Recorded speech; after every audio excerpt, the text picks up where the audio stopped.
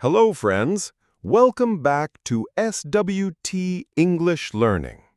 If you are just starting your English journey and sometimes feel confused about where to begin, don't worry.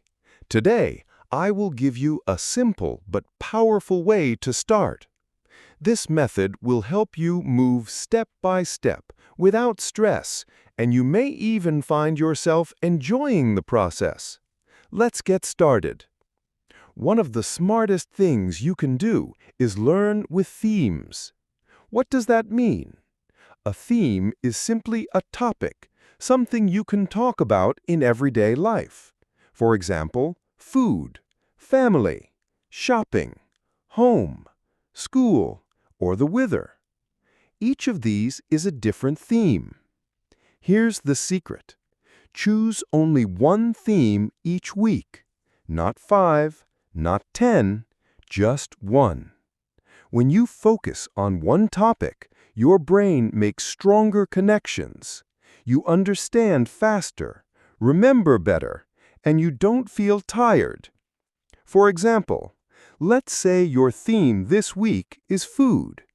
That means every day you look at food words, listen to short English about food, and try to speak or write simple food sentences. Words like bread, rice, chicken, eggs. Sentences like, I eat rice. My mom cooks chicken. You don't need to mix everything. Verbs, grammar rules, animals, and clothes all in one day. Just stick to food. The next week, you might choose home. Then you'll practice words like bed, window, sofa, kitchen. Sentences such as, I sit on the sofa. I open the window. I clean the kitchen. Another week, your theme could be feelings.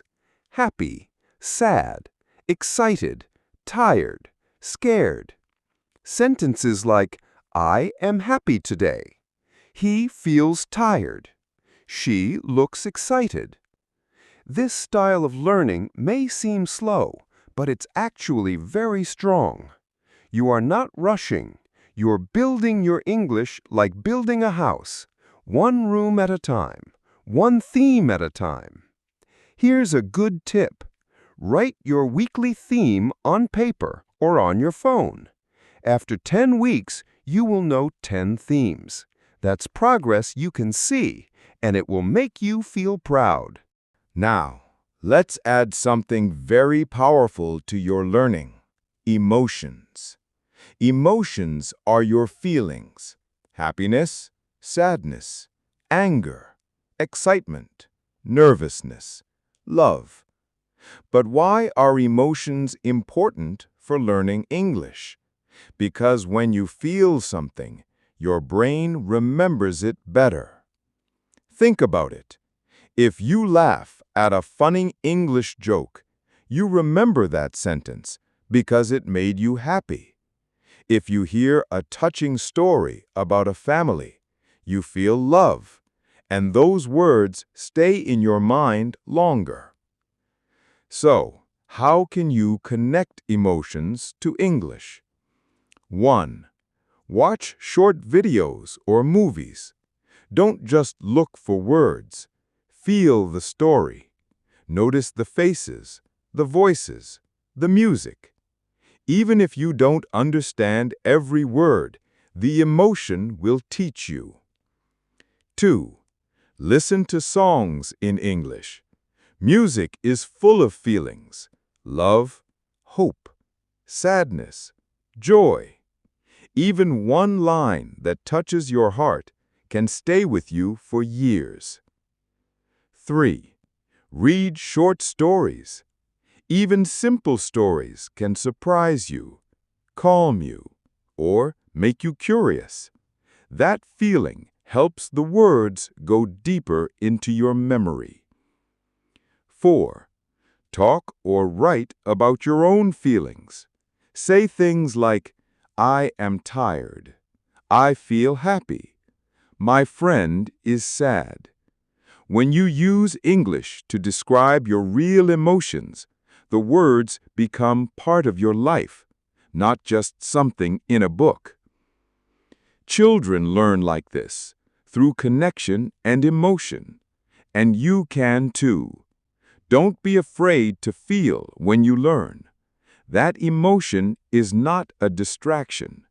It's actually your secret tool for remembering English faster. Now, let's look at another powerful idea. Small English moments. You don't need to spend hours every day studying English.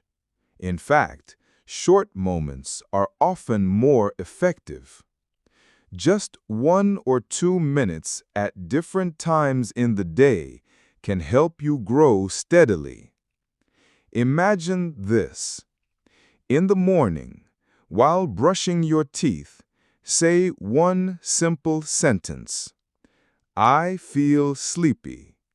The water is cold. Today is sunny. On your way to work or school, look at the sky and say, the sun is shining. The clouds are big. The bus is full.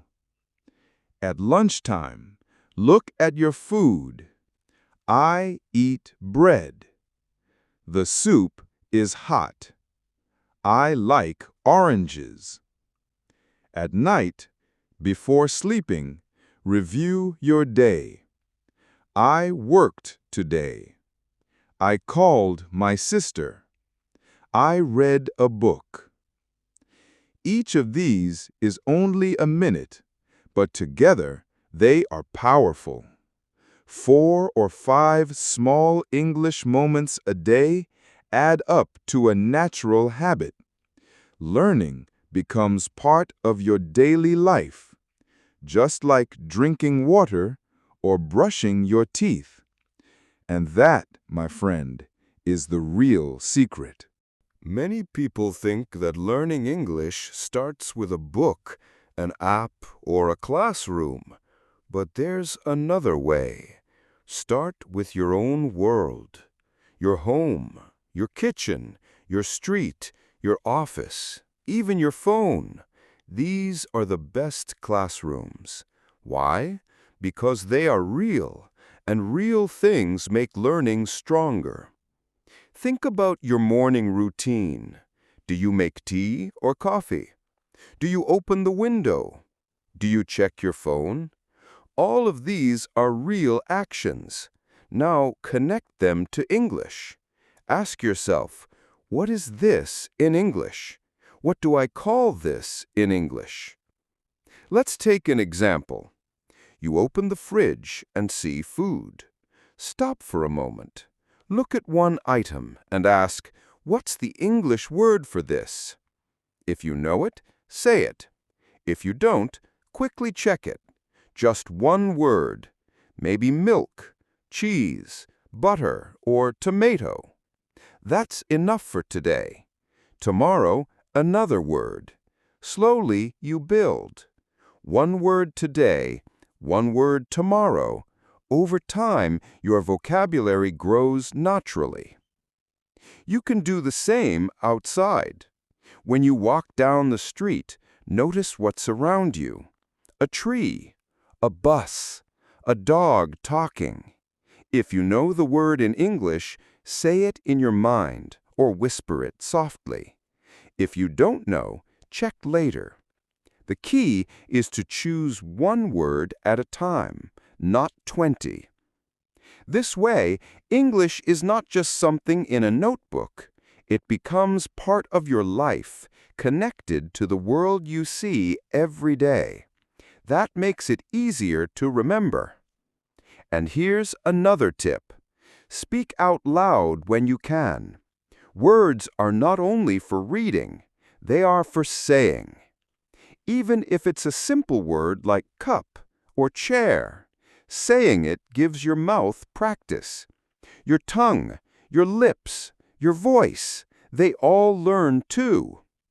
This is what makes English real. You're not only studying it, you're living it. Now, let's talk about something very important: progress. A lot of learners feel frustrated because they want results fast. They want to speak perfectly in a few weeks. But English is not a race. It's a journey. Every step counts, even the small ones. When you learn one theme, that's progress. When you remember one new word, that's progress. When you say one correct sentence, that's progress. Celebrate it. Feel proud of it. Small steps create big change. Think of it like growing a tree. You don't see the tree grow every day, but little by little, with water and sunlight, it gets taller, stronger, more beautiful. Your English is the same. Every day you give it water, one word, one sentence, one small moment, and slowly it grows. So here's what I want you to remember. Focus on themes. One theme per week. Learn with emotions. Let your feelings help you remember. Use small English moments. Short, simple practice every day. Learn from your world, your home, your street, your daily life. Celebrate progress. Every step matters. You don't need to be perfect. You don't need to know everything today. What you need is consistency. Small, gentle practice every day. And most importantly, believe in yourself. You already started. You are here, listening, learning, trying. That means you are on the right path. My dear learner, your English will not stay the same. With each step, it will grow. With each word, it will become stronger. With each sentence, you will feel more confident. This is the power of learning slowly, kindly, and consistently. Thank you for being here with me today on SWT English Learning. Remember, English is not just a subject, it is a part of your life, a bridge to new opportunities, and a tool to connect with the world. Keep practicing, keep smiling, and keep believing. You are doing something wonderful.